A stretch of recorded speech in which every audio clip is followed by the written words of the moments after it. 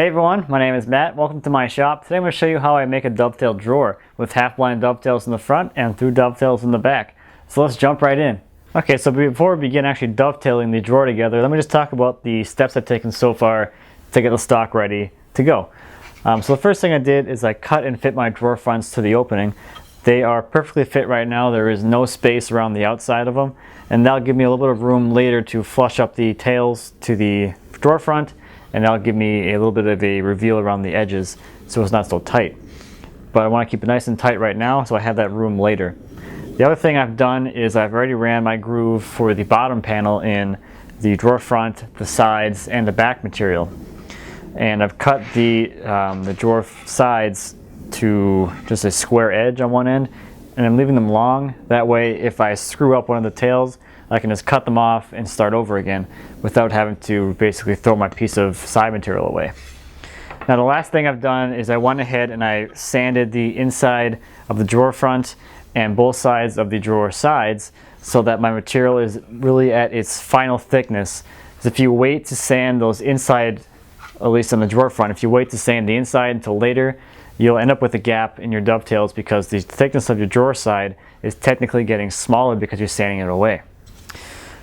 With that said, let's go ahead and let's get set up to cut the half-blind dovetails on the front of the drawer. So the first thing I'm going to do is determine how far into my drawer front the sides are going to go. And I like to keep this pretty close to the edge actually, because I like the look of those tails coming really close into the edge. So I'll set my marking gauge to where I want it. I'm just eyeballing this, and then I'll make a mark. And that mark will also go onto the drawer sides. Now the next thing I'm going to do is start laying out the dovetails. And to do this, I want my dovetails to fall with the groove for the bottom inside of them so that it's hidden when the drawer gets assembled. So I'm going to go and make a mark on the edge there. I like it to be pretty small on the edge. It just gives a more finer look to it. And I'll kind of eyeball that over here on the other edge. And I'll find roughly where I think the middle is and just kind of draw some guidelines. Because I'm going to be cutting this on the bandsaw, so all this is going to be symmetrical anyway. Just depending on my mood, if I'm in the mood for it, I might cut it by hand with a handsaw. Otherwise, most of the time I'll do it at the bandsaw, which is what we'll do next. So at the bandsaw, I'm going to cut the tails with this little jig here.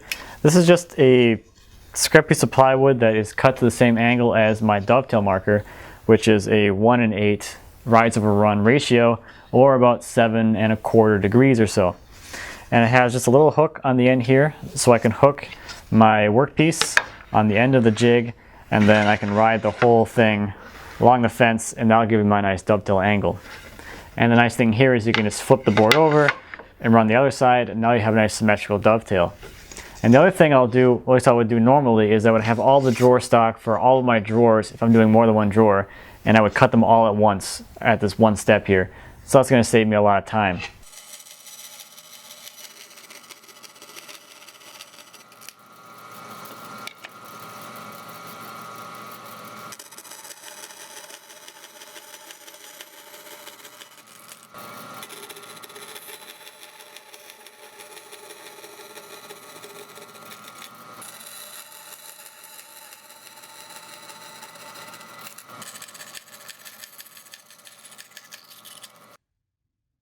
Back at the bench, I'll start to clean up the tails.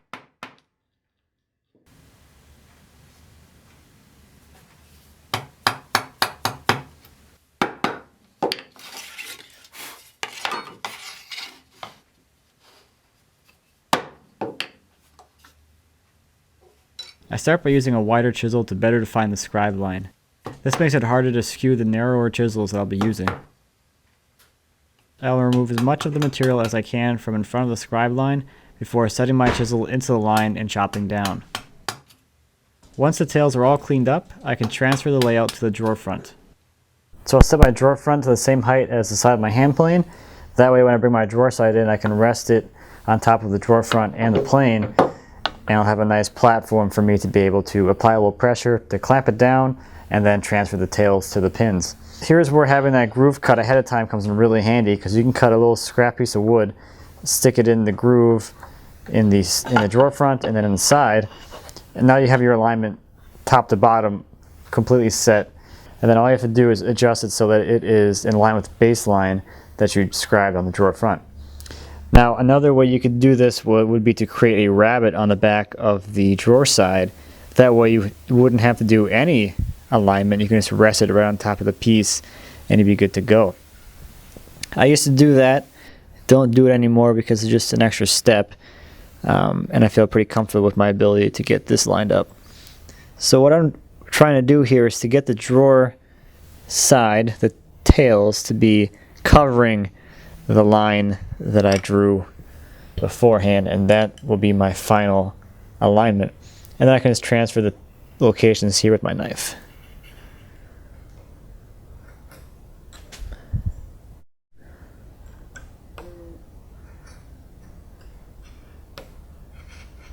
Now I have a second marking gauge here, and I have this set to the same thickness as my drawer side stock.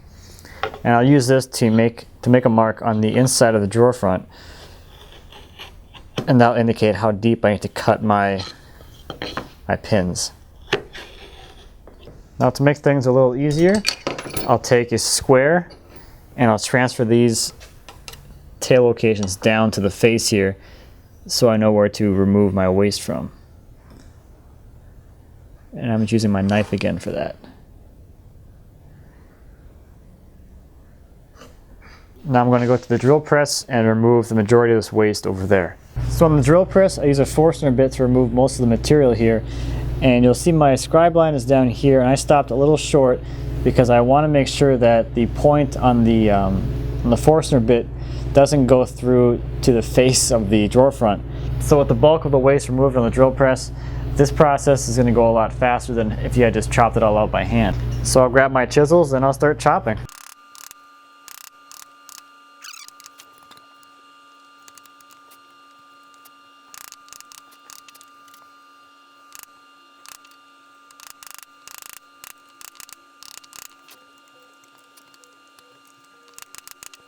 Now with the drawer front standing up on my vise, I can come in and start working back to the lines.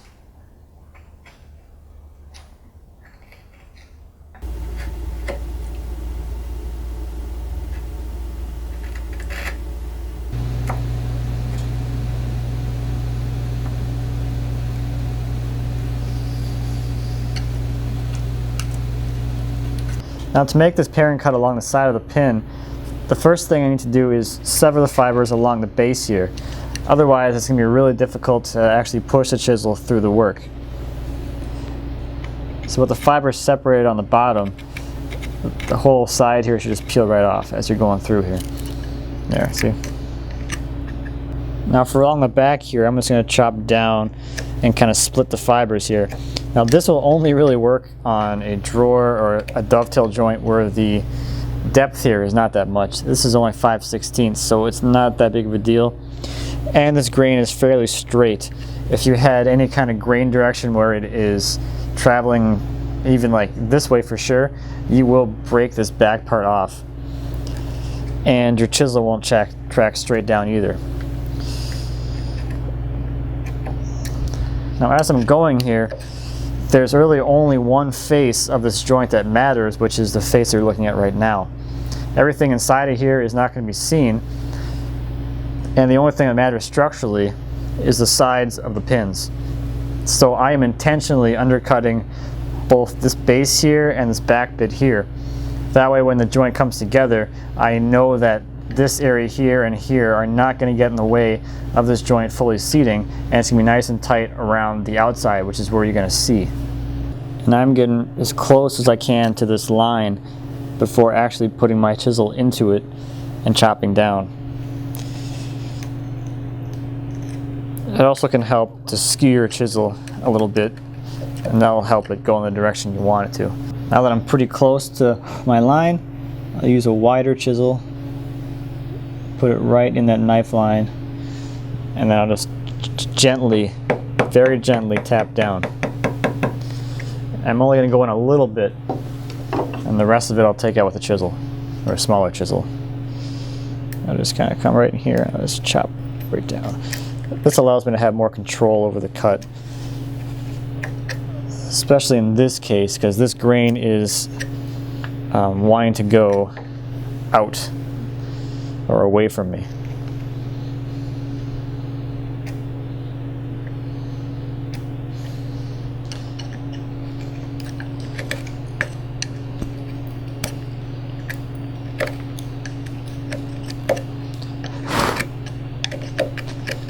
And now I can just finish up these corners. So I'll come in from the top and get closer and closer to that corner. And then I'll come in from the side and kind of pare in a little bit. And then I will, without the chisel all the way along the back, I'll tilt it to just break those fibers away. And I can come in with my smaller chisel again and release them along the bottom. There. I'll just do that a couple times until I get right into the corner. It's just this little bit of material left in here.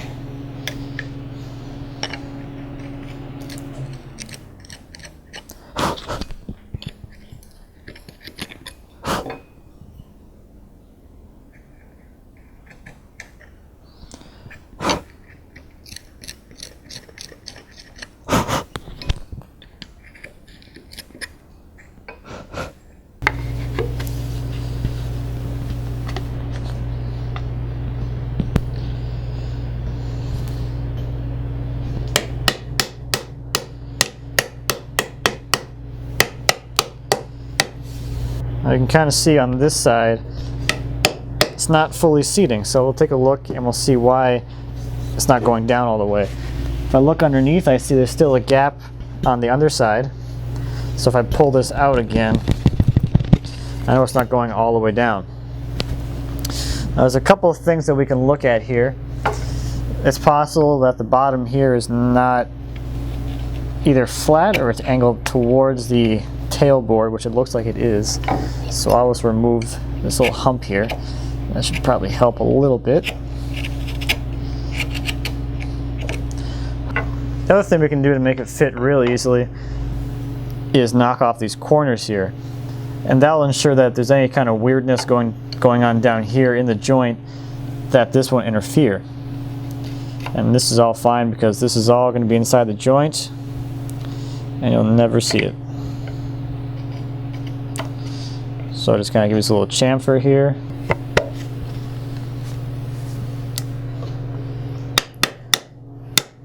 There we go. See, now it's fully seated all the way in, and we can look at our work here. There. Now you can see I have a few very, very minor gaps right in here, and up in here, and a little bit right there. And that just looks like it's the corner of the tailboard that's kind of rounded over. But other than that, I mean, these aren't going to be too noticeable. Actually, they won't be noticeable at all once we're done finishing the joint. So that one looks good, and then I can go ahead and I can start cutting the other side. So I've completed cutting the half-line dovetails on the front, both sides of them, and I went ahead and I cut the drawer sides to length. Now I can work on the back. Now to make the back, I took my stock and I removed the groove that I created earlier. I cut right up against the edge of it, so that way now when I have my back installed, the drawer bottom will slide nicely underneath it. It'll be flush, the back will be flush to the top of the groove and to the top of the drawer side. The other thing I did is when I cut this to length, I cut it about a 32nd of an inch shorter than the drawer front. And that'll give me a slightly angled drawer, which will get tighter as it gets further into the opening, which just makes it operate a little bit easier. So with the back ready to go, let's start creating the pins on the back. So the first thing I need to do is take my marking gauge and set the thickness of the sides onto this back. And actually the back and the sides are the same thickness, so I can mark both the back and the sides with the same offset here, or the same thickness. Now the drawer back is going to be my pin board, and I'm going to cut that first. I like to cut my pins first when I'm doing through dovetails on a drawer, because as you'll see later, it's really easy to transfer your marks from the drawer back to the drawer sides. So for this, I'm just going to take my layout tool and kind of eyeball this and see what I get here.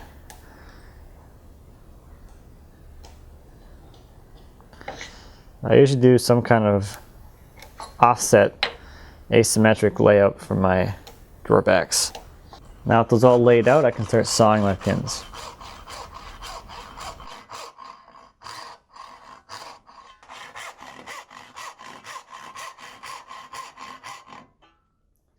Then I'll scoop out the majority of the waste here with the coping saw.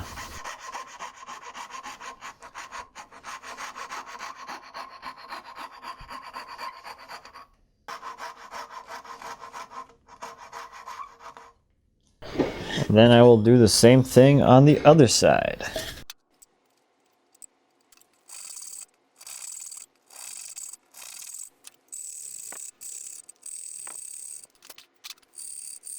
So I'll start up by chopping about halfway down, and I'll slowly work back to my scribe line. Once I get a lot closer to it, I'll take a wider chisel and I'll drop it into that line, and then I'll chop down.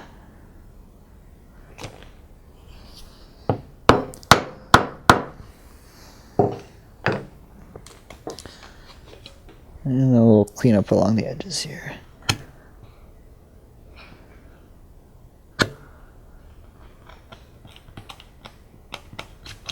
Now I can flip it over and do the same thing on the other side. So with the pins ready on the back piece, we can go ahead and start transferring them to the tail board here for the back. So the nice thing about doing this tails first is that now all I have to do is rest my tail board, my back piece, between the two sides, and that actually holds it in place for me. So I don't have to worry about holding it at all. So it's a nice little clamping jig for you. The other nice thing here is you have that bottom groove already, so you can take your scrap, put it into the groove, and then slide your back piece up against it. And that'll make sure that that back piece is nice and flush to that groove, so your bottom panel can slide in really nicely. Now all I have to do is just line it up on the scribe line.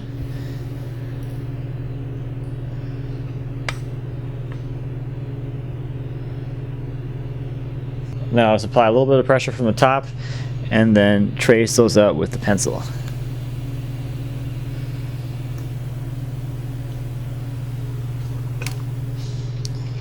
And I can flip it over and do the other side. Now I can transfer a square line across the end grain so I have a guideline for my saw.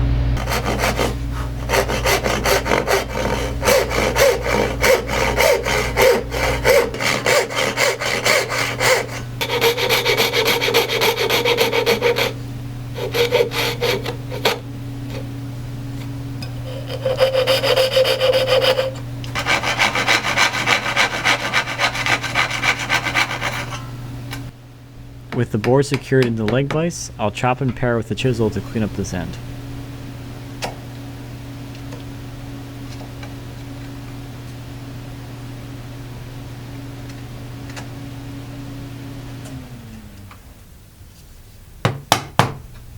Next I'll clean up between the tails.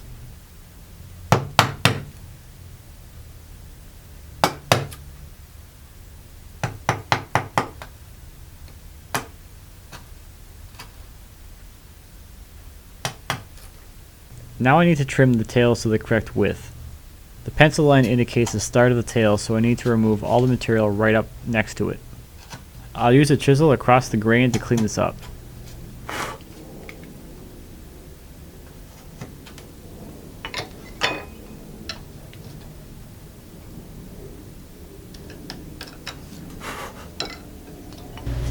Now I'll try a test fit. It looks like I didn't remove enough material next to where the groove is. I use my knife to make a cut line and come back with my chisels to cut the material away.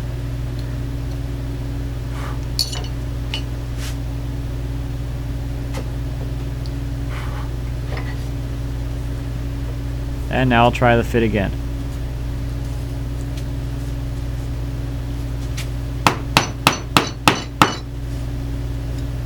Looks good. So I hope you enjoyed seeing my technique of how I dovetail a drawer. Now depending on my mood, the method that I use tends to change quite a bit, just depending on what I feel like doing. If I feel like using the bandsaw more, if I feel like using the handsaw more, I'll use that. Maybe I'll saw my half blind pins, who knows, depends on my day, but The method I showed you today is pretty much the standard way I go about doing it when I just sit down to knock them out as fast as possible. Now the really cool thing about handcuff dovetails is that you can really take the whole experience and make it your own by doing it exactly how you want. There's no reason why you couldn't take some of these ideas that I showed today and mix them with some other things you saw and kind of find your own way of doing it. And there really isn't any right or wrong way to do it as long as you get your end result, which is a nice looking dovetail joint, which is probably what you're after. Now when I glue up my drawers, I don't use any clamps or anything. I just glue it together and put it into the case to dry. And that allows me to make sure that the drawer is racked in the right direction so that the drawer face is actually in line with what I want in the front. That way it's not skewed or anything. And then when I pull it out, I can actually sand it off flush and clean it up a little more. And that's when all of those gaps really disappear. If you have any really small minor gaps, don't even worry about them, because when you go to sand this thing off and flush it up, it really just makes all those gaps just pretty much disappear. So I wouldn't waste too much time trying to get them too perfect. If you have small gaps, don't worry about it. It's not that big of a deal. So I hope you found this useful. I hope you took away maybe a couple of small tips that I was able to share with you today. If you have any questions or comments about anything I showed today with my technique, please feel free to leave me a comment. As always, I appreciate those, and I'd be happy to answer any questions you might have. And until next time, happy woodworking.